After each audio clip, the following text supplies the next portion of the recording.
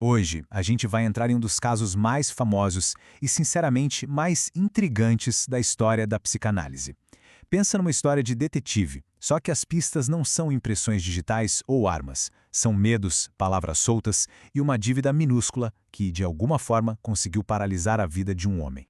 Para a gente ter uma ideia do tamanho do problema, vamos começar com as palavras do próprio paciente. Era 1907 e um jovem entra no consultório de Sigmund Freud, em Viena. Ele não estava só triste não, a vida dele estava completamente travada por um tormento que ele não sabia explicar e muito menos controlar. E que jovem era esse? Um cara com formação universitária, super inteligente, articulado, mas por trás dessa fachada existia um prisioneiro de medos obsessivos, de rituais que não faziam sentido e que simplesmente o impediam de viver. Bom, vamos mergulhar nisso. O gatilho para a crise mais recente dele foi uma coisa que ele ouviu durante o serviço militar. Um capitão, que era conhecido por gostar de uma crueldade, contou uma história sobre uma punição especialmente horrível. E essa história se tornou o epicentro de toda a sua obsessão. A descrição é pesada, bem visceral. Não é só uma história, é uma imagem de invasão, de um tormento que não dá para controlar. E essa ideia de algo sujo, voraz, forçando a entrada, foi a semente que criou raízes muito, muito profundas na mente do paciente.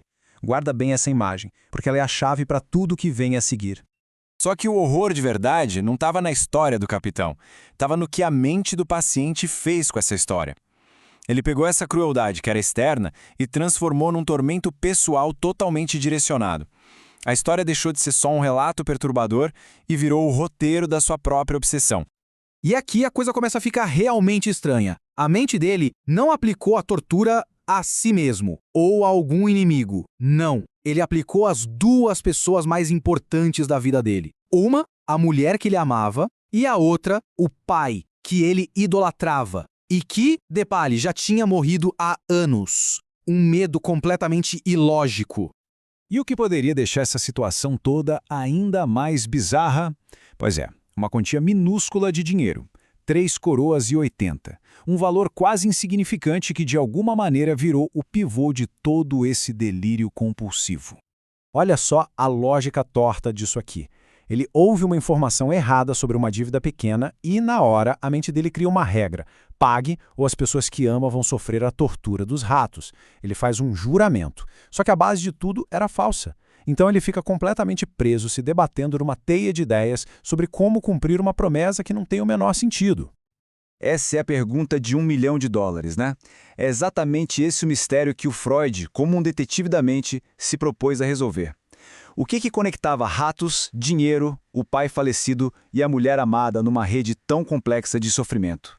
O Freud não começou pelos ratos. Ele começou pela relação mais fundamental na vida do paciente, a relação com o pai. Ele já desconfiava que a chave para o presente estava enterrada lá no passado, especificamente nos sentimentos bem complicados que o paciente tinha pelo pai.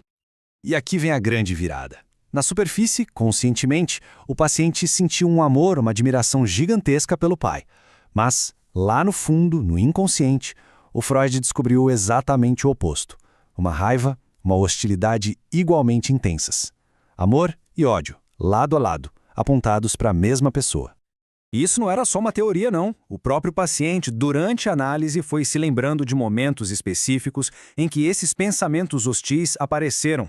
Cada um deles ligava a morte do pai à realização de um desejo pessoal, fosse por atenção ou pela liberdade de casar com quem quisesse. Eram pensamentos terríveis que ele enterrava na mente, mas que mostravam a verdade oculta. Uma parte dele desejava que o pai morresse. Freud deu um nome para essa guerra interna, ambivalência. E não é indiferença, não.